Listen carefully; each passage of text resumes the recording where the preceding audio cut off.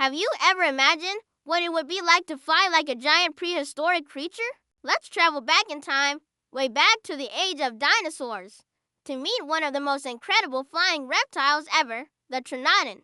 Get ready for an amazing journey as we explore its life, from a tiny egg all the way to becoming a giant of the sky. Our story begins over 70 million years ago, during a time called the Late Cretaceous period. Imagine a world with warm, shallow seas covering what is now the middle of North America. This ancient ocean, known as the Niobrara Formation, was teeming with life, and high above the sparkling water, the Pteranodon soared gracefully. Everything for a Pteranodon started inside a small, leathery egg. Mother Pteranodons didn't just lay their eggs anywhere. They were very careful. They chose safe spots along the coast, gathering together in large groups called colonies.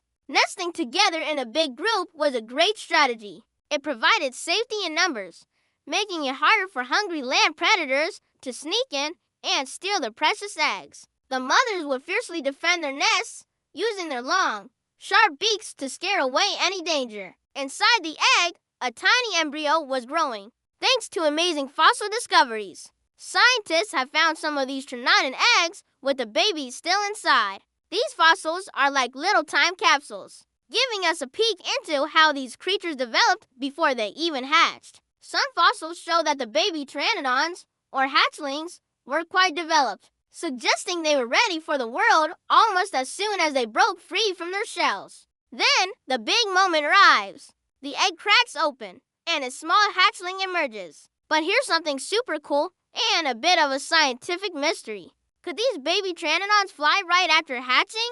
Some evidence suggests they could. Their little wing bones were surprisingly strong, almost like in adults. Their wings were shorter and broader than their parents', which would have made them very agile. This means they could quickly dart and weave through dense plants and trees, helping them escape from predators. Being able to fly so early meant they were precocial, which is a fancy word for being independent and able to take care of themselves. From a very young age, they didn't need to rely on their parents for food. As a juvenile Pteranodon, life was a big adventure. While the adults soared high over the open ocean, the young ones probably stayed closer to the shore, hunting in more sheltered areas. Their smaller size and nimble flight were perfect for navigating different environments and finding their own food. This is a great survival strategy because it meant they weren't competing with the giant adults for the same meals. They had their own special place or niche in the ecosystem.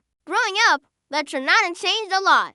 One of the most noticeable changes was the crest on its head. Both males and females had crests, but the male's crests were much larger and more spectacular. Why the big difference? It was all about showing off. A male Pteranodon with a big, impressive crest was sending a clear message to others. It told other males, "Hey, I'm big and strong, so don't mess with me." And it told the females, "I'm a great choice for a mate."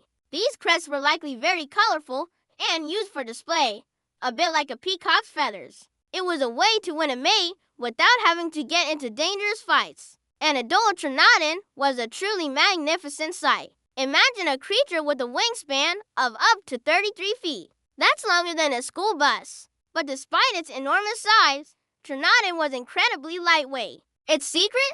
Hollow bones. Just like modern birds, having hollow bones made it much lighter, which was essential for flying. Its skeleton was perfectly designed for life in the air. A long, fourth finger supported a huge wing made of a tough, leathery membrane. Its spine was even fused in certain places to create a strong and stable frame for its powerful flight muscles.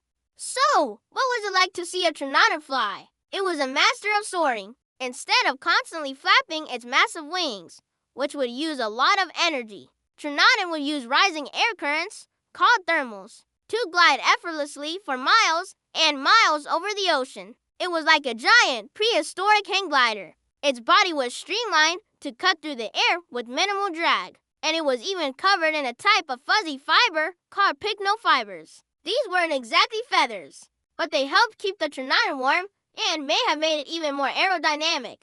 Flying all day certainly builds up an appetite. Pteranodon was a piscivore, which means it primarily ate fish. It had a long, toothless beak that was perfectly designed for plucking fish from just below the water's surface. With its incredibly sharp eyesight, it could spot a shimmering fish from high up in the air. Then, it would glide down, skim the water, and snatch its meal in one swift motion.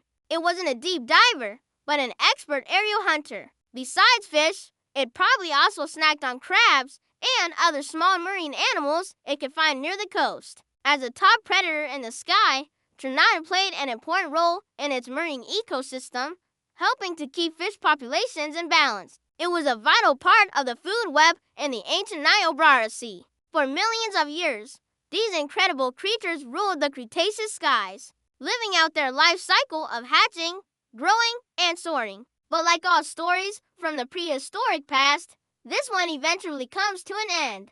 After a pteranodon's life was over, sometimes, under the most perfect conditions, it would become a fossil. If it fell into the soft sediment at the bottom of the sea, its bones could be slowly buried and preserved for millions of years. Over time, minerals replaced the bone, turning it into rock. Today, paleontologists find these fossils in the very same areas where the Niobrara Sea once was. Each fossil, from a tiny egg to a giant wing bone, tells us a piece of the pteranodon's incredible story. From a fragile egg on a bustling coastline, to an agile hatchling learning to fly, to a majestic adult soaring over the ocean. The journey of the pteranodon is truly one of nature's most epic tales. It's a story of amazing adaptations, survival, and the breathtaking wonder of life in a world long past. The next time you look up at the sky and see a bird gliding on the wind, maybe you'll think of the mighty pteranodon, the true king of the Cretaceous skies. Thanks so much for joining us on this prehistoric adventure. If you had fun learning about the amazing pteranodon, don't forget to like this video and subscribe for more journeys back in time. See you next time and take care.